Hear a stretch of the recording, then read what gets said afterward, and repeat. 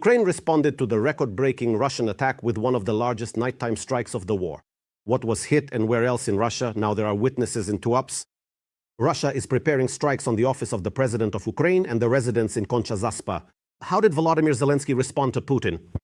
The Kremlin is forcing Lukashenko to join the offensive on Kyiv. The president of Ukraine spoke about the real threat from Belarus. Trump stated that he discussed Russia's war against Ukraine with Xi Jinping and responded to the strike on Kyiv. All this and more.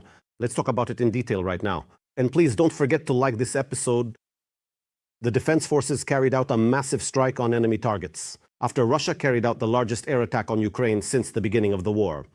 Using unmanned systems, they struck a Russian airplane, helicopter, cargo ship, air defense systems, and other military targets of the enemy.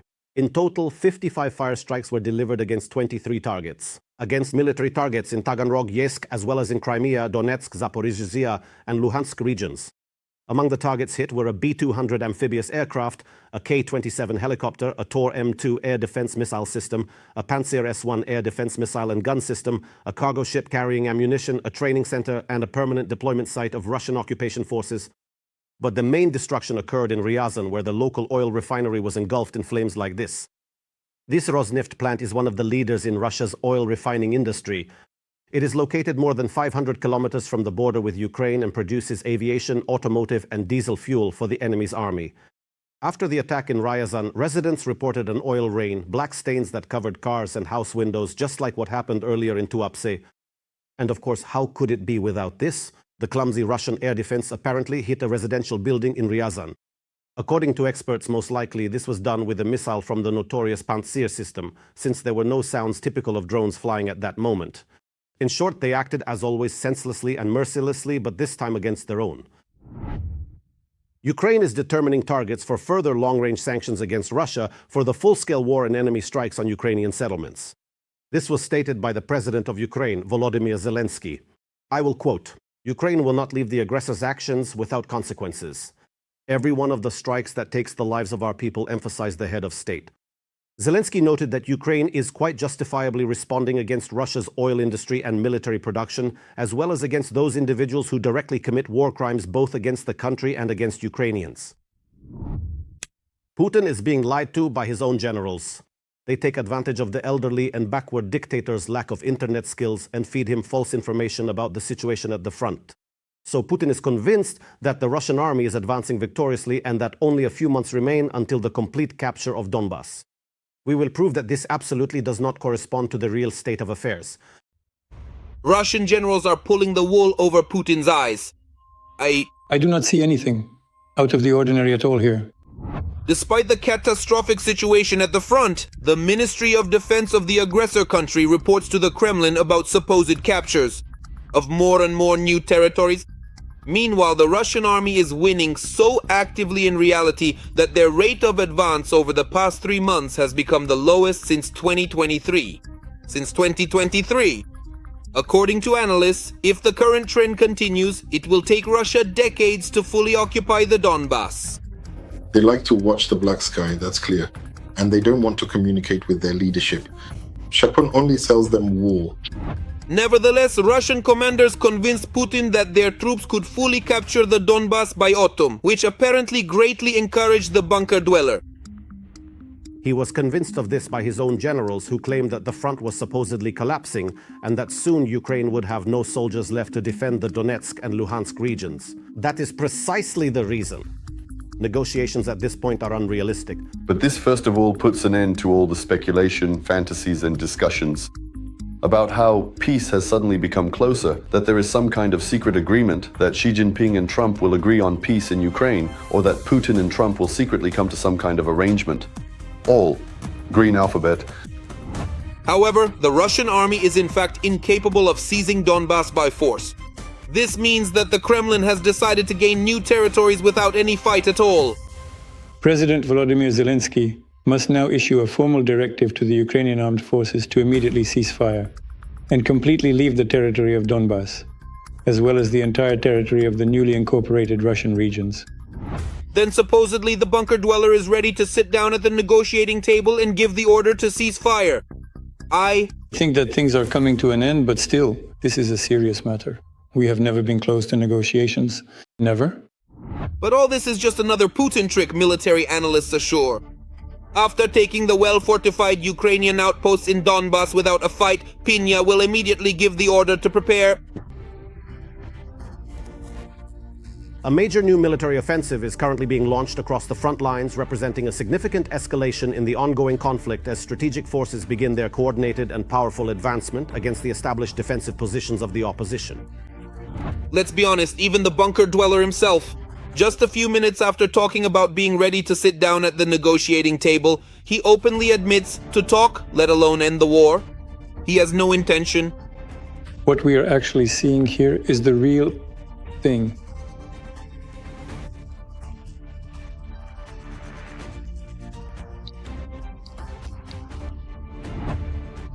The goal of Putin at the very least is all of left bank Ukraine as well as Kyiv and Odessa, according to Western media citing sources in the Kremlin. However, although the Russian generals nod along with the bunker dweller, in reality they do not believe in such a scenario even hypothetically. The same goes for the Kremlin elites, who are actively trying to dissuade Putin from continuing the special military operation. Maybe they themselves, the smartest and most cynical ones, secretly off camera, are snickering about all this. And the spirit of the late Chechetov is floating around there saying they fooled them like kittens. In reality, they themselves find it funny, but surely except for the most thick-headed ones, they understand that this is nonsense, that it's pure fantasy. Nevertheless, they keep waving this piece of paper around. But for the bunker dweller, it all goes in one ear and out the other. As they gossip in the Kremlin, Putin has once again become obsessed with the idea of taking Kyiv in 3 days. And the only thing that might convince him to drop this idea are Ukrainian drones destroying the remnants of his military-industrial complex and oil refineries. Is that giving them their due? The Ukrainian armed forces have succeeded in this. Yes, so much so that with each passing day, it becomes harder for Russian generals to keep lying to the old man about victories at the front. Amid the constant sound of air raid sirens in Moscow and burning oil ports deep in the rear. The main intelligence directorate has obtained documents indicating that Russia is preparing new missile and drone strikes against Ukraine, specifically targeting what they call decision-making centers. President Volodymyr Zelensky announced this after a meeting with the heads of the main general staff of the armed forces of Ukraine and other agencies. Of course, we have taken this information into account, but it is worth emphasizing, especially for the Russian leadership, that Ukraine is not Russia. Unlike the aggressor country, where there is a clear culprit for this war and his long-standing entourage that keeps him isolated, from reality, the source of Ukraine's defense is the willingness of the Ukrainian people to fight for their independence and their own sovereign state. Russia needs to end its war and negotiate a just peace rather than looking for new ways to intimidate Ukraine. Thank you to everyone who is helping, wrote the head of the Ukrainian state. US President Donald Trump confirmed that during his meeting with Chinese leader Xi Jinping in Beijing, they discussed the situation in Ukraine and the Russian-Ukrainian war. According to him, this is an issue that both politicians would like to see resolved. Trump spoke about this to journalists aboard Air Force One after concluding his visit to the Chinese capital on May 15th. When asked whether he had discussed all possible steps to end the war, the head of the White House replied briefly, "Yes, we discussed it. Until last night, everything looked good, but last night they, meaning Ukraine, suffered a serious blow," said Trump, calling it unfortunate and expressing confidence that peace talks will still take place. The third wheel. The US is starting to befriend China, and in this arrangement, there is no place for the loser Putin, who is mired up to his ears in a war with Ukraine that is shameful for him. We will now discuss the main events and messages of Trump's historic visit to China. The great leader Donald Trump, accompanied by a whole cohort of the world's top businessmen, finally made it to a meeting with the second great leader. This visit was planned right after Donald's re-election, but it was postponed. And now it is taking place against the backdrop of protracted wars in Ukraine and Iran, as well as the blockade of the world's main oil transport artery, the Strait of Hormuz, which is impacting the economy, including that of China. New technologies will be discussed, as well as artificial intelligence. Both sides have very significant interest here. Very serious benefits are expected from this visit if a deal is reached. But for Trump, I want to emphasize once again, it is necessary, well, at least in the interests of the United States, let's put it that way, to secure this situation now. This is the normal state of affairs. because Trump no longer has the opportunity to get involved in any serious conflicts with the Chinese as well. He has low approval ratings, elections are coming up, he needs more help, more support, more cooperation, more benefits for American farmers, for example, which will undoubtedly also be discussed during this visit, not a crisis, not a conflict, and not another escalation. Analysts emphasize that this truly historic visit by the presidents is taking place without any prepared draft. The meeting between the Vice Premier of the State Council of the PRC and the US Secretary of the Treasury, which took place the day before, essentially ended with nothing. Moreover, according to the Associated Press, the very first statements by the leaders showed just how diametrically opposed their positions are. While Trump was showering Xi Jinping with compliments, Xi warned that Washington's approach to Taiwan could put the entire relationship under serious threat. Later, in its communiqué, the Chinese Foreign Ministry also stated that the issue of the island is the most important in Sino-Sai-Dosiatsky American relations. If it is handled properly, bilateral relations as a whole will remain stable. Otherwise, clashes and even conflicts may arise between the two countries, putting the entire relationship under serious threat. Taiwanese independence and peace in the Strait are as incompatible as fire and water. Maintaining peace and stability in the Taiwan Strait is the greatest common denominator between China and the United States. The American side must exercise particular caution in... When addressing the complexities of dealing with the Taiwan issue, it is essential to consider the various diplomatic, historical, and political factors that shape the current situation. This process requires a balanced approach to maintain regional stability and manage the intricate relationships between the major global powers involved in the modern geopolitical landscape. Let's speculate a bit. The rhetoric went something like this. Look, we have many great and important things ahead of us together. America will be prosperous, China will be prosperous, China will open its doors to American companies. But on the path to this great and wonderful future, there is a small obstacle, and that is Taiwan. Let's discuss this political issue. Political, not economic. And as soon as you say that you will not in any way try to support Taiwan with military force, China will open its doors to American companies. It seems to me that this, well, not an ultimatum, but this condition has been voiced. The visit of the Americans to China is taking place between the trip to the Middle Kingdom by delegates from Iran and the loudly announced, though without dates, upcoming visit of Putin to Beijing. Analysts note that it is unlikely Trump and Xi Jinping will devote significant attention to the war in Ukraine during the negotiations. These negotiations are not in depth. They are serious, but these are thorough, serious negotiations, but I don't think Donald Trump will be able to achieve all his goals in this one visit. And this scenario is not a positive one for us because until recently, about 5 or 6 months ago, Trump was eager to accomplish a lot right now in April. But now it's clear that not everything is going as planned, and there's a chance that this negotiation cycle will simply be stretched out until the fall. But the most interesting things will happen after Donald is escorted to the airplane ramp. 8 years ago, he also visited China, showered them with compliments, and upon his return, declared a trade war that continues to this day. U.S. Army Minister Dan Driscoll gave high praise to the Ukrainian battle management system Delta, which integrates drones, sensors, intelligence, and strike platforms into a single real-time data exchange network. Driscoll made this statement during a hearing in the Senate Armed Services Committee, according to Military Times. In particular, the minister specifically highlighted Delta's ability to connect every drone, every sensor, and every fire platform into a single network. Moreover, according to Driscoll, the U.S. armed forces have not yet managed to achieve such a level of integration in their own combat systems. We have learned a lot from the Ukrainians. 2 weeks ago, we conducted joint exercises in Germany, and the Ukrainians sent their best specialists to show us how they would conduct combat operations, the minister concluded. Poland continues to support Ukraine militarily. This became clear after President Zelensky's personal meeting with Polish leader Nawrocki. The Kremlin seeks to restore spheres of influence, weaken NATO's unity, and undermine the sovereignty of democratic states in our region, said Karol Nawrocki at the Bucharest 9 summit. Take a look at the details. As part of the Bucharest 9 summit, Ukrainian President Volodymyr Zelensky met with Polish President Karol Nawrocki. Poland is definitely in the risk zone, and the Polish people understand this perfectly well. And this is regardless of who is in power in that country, because the situation there is also complicated, especially when it comes to the political landscape. Nevertheless, both the government and the presidential administration, as well as the Polish parliament, understand that in reality we all have the same enemy. That enemy is Russia. On the sidelines of the summit, politicians discussed bilateral relations between the countries. President Zelensky wrote about their importance on the social network X. It is important that there is a common position. It is necessary for these relations to be truly strong and neighborly. We discussed our potential contacts in the near future. I also informed them about our diplomatic efforts. In all efforts, unity between Europe and the United States is important.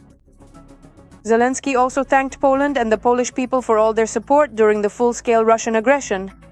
The president of Poland in turn assured that the support would continue.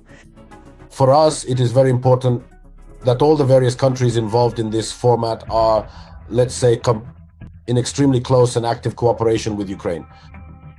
And I think that a significant number of these individuals possess a very clear and profound understanding of exactly what risks the Russian Federation currently presents and poses toward all the various countries that, in one way or another, happen to share a physical geographical border with Russia, whether that be across the land or across the sea. It is also worth noting that there were representatives from the Northern European countries as well. This is also very important, considering that it is increasingly clear that the various Northern European states are also firmly within Moscow's strategic sights for the future. Navrotsky also stated at the summit that Russia threatens all of Europe.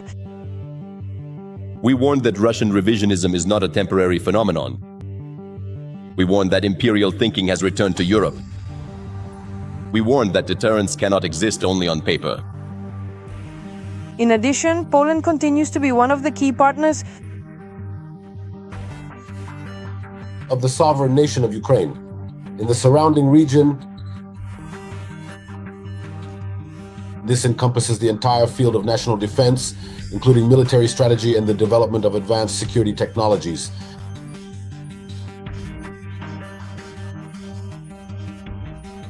And it is quite clearly obvious that Poland continues to be our most vital and important logistics hub, which is absolutely crucial for the long-term future of both of our countries. Along with the transfer of equipment, Ukrainian-Polish relations are reaching a new level of experience exchange in technology and industrial cooperation.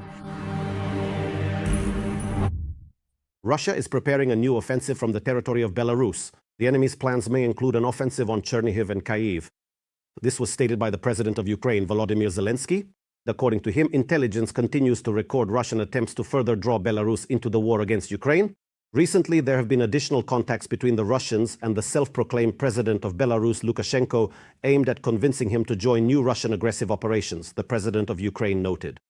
Ukraine possesses detailed records of conversations between Russia and Belarus. Ukraine will, of course, defend itself and its people if Alexander Lukashenko makes a mistake and decides to support this.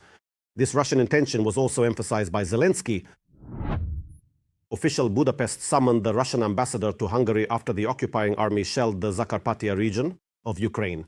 Under Orban, this definitely did not happen and could not have happened. Then now, with the new Prime Minister of Hungary, Hungarian policy is turning 180 degrees, which seems good for Kyiv and very bad for Moscow. It looks like Russia is beginning to lose its last truly convenient ally in Europe. The Russian capital of Moscow is now likely in the process of losing one of its most powerful and influential global allies. I am aware. After one of the most massive attacks on Zakarpattia since the beginning of the full-scale war, the new Hungarian government of Peter Magyar openly spoke out against the Kremlin for the first time. Shefet is flying over Dragobrat.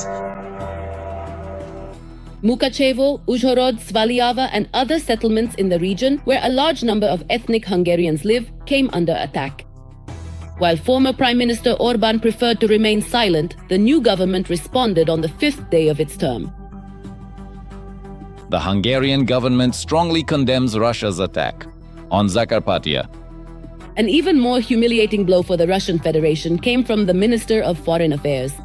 Anita Orban summoned the Russian ambassador and demanded an explanation as to when Moscow intends to end this war. Ukraine is essentially gaining an additional ally who will support it not only in the European Union, but will support it in general, including in other areas as well. This refers to cross-border cooperation. and so on and so on and so on. All these issues are very important for both Ukraine and Hungary. And judging by the first statements from the new Hungarian Prime Minister, Budapest is gradually beginning to move away from its previous pro-Russian stance. An important message condemning Russia's attack on Ukraine came from the Prime Minister of Hungary, Peter Magyar. Moscow has once again demonstrated that it is a common threat not only to Ukraine but also to neighboring countries and Europe as a whole. The attack continues. The first missiles are being launched. Our united stance is crucial for ending this brutal war. Thank you for your concern and strong position. At his first major press conference after winning the election, Peter Magyar called Ukraine a victim of Russian aggression. And he promised to urge the Russian dictator to end this war if they ever have a conversation. If Vladimir Putin calls me, although I don't believe he will, I will answer the phone. But I will not be the first to call him. At the same time, Budapest will continue its pragmatic dialogue with Moscow, but Hungary is already talking about the need to diversify energy supplies, reduce dependence on Russia, and is ready to unblock European aid to Ukraine. We cannot rewrite geography. Russia will remain here and Hungary will remain here. We will do everything to diversify, but that does not mean we will completely isolate ourselves. We will always buy oil in the cheapest and safest way. However, look at what happened with the Druzhba oil pipeline. It is obvious that Hungary's energy supply is under threat. And the rhetoric is radically different from Orban's. And that means it will become increasingly difficult for Moscow to block aid to Ukraine. Sanctions and key EU decisions. And in the end, the great powers are once again left with nothing. Putin's inner circle is urging him to end the war. A British publication writes that pressure is mounting within the Russian leadership on the dictator, urging him to end the war against Ukraine. According to columnist Mark Galeotti, part of the Kremlin's inner circle believes that the war has simply reached a dead end. Here are the details, and don't forget to like this episode and subscribe to the Ukraine Today YouTube channel. It seems that the Kremlin has begun to realize that the war they promised would end quickly has dragged on for far too long. I think things are moving toward an end, but still this is a serious matter. British publications report that Putin's inner circle is increasingly pushing him toward the idea of ending the war against Ukraine and is exerting some pressure on him. First and foremost, of course, the situation with the economy has changed. Things are quite bad. I would say on the verge of collapse. Therefore, from this point of view, continuing to fight seems quite difficult so as not to make the situation even worse. Russia continues to advance, but very slowly, and the cost of this war for the Kremlin keeps rising. Money is running out, losses are increasing, and the sanctions are not going anywhere. First of all, there isn't enough money. War is an expensive undertaking. And in fact, just to maintain everything at the current level, a lot of money needs to be poured into continuing the war. And it seems that part of the Russian elite is starting to realize that things will only get harder from here. They also are no longer getting anything good out of this continued war. Putin is now simply afraid of his own elite.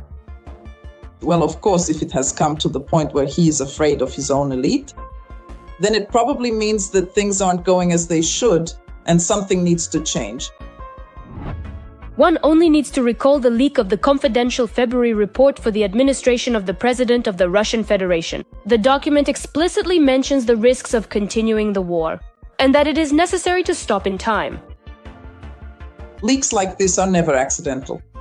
So when something like this gets leaked, it means that someone needs it to be leaked. And so that we understand that these thoughts about the need to end the war are actually quite active. They are circulating in the highest echelons of power. The fact that they are already starting to think today about how to present ending the war as Putin's victory, well, yes, of course, that's exactly how they will act. There's nothing surprising about that. Moreover, in this same document, the war is described as the risk of a first victory. That is a situation where the losses for Russia turn out to be greater than the result itself. The Kremlin has even discussed the option of freezing the front. In the Kremlin, in most of the administration, they have understood this for a long time. and they just pretend and act as if they're still willing to walk on their hind legs in front of Putin, agreeing with him on everything. So yes, of course, they fully understand that things are bad and are trying to find a way out. And then try to sell it to Russians as a victory over the West, as if to say, the goals have been achieved, so now we can stop. But we can't just hand over this victory to someone else, to anyone. But the Kremlin is concerned not only about the front. The Russian authorities are increasingly worried about the mood inside the country. According to the data, although Putin's ratings remain high, they have already dropped to their lowest level since the start of the full-scale war. For a dictator, his approval rating is extremely important. A dictator needs the love of the people. People already understand that Putin has led everyone in the wrong direction, and somehow they'd like to get out of this situation. And of course, I'm not saying that a revolution will happen tomorrow. But if things continue with nothing being done, then anything could happen, from a 20th coup to a revolution. Yes, indeed, people are living worse and worse.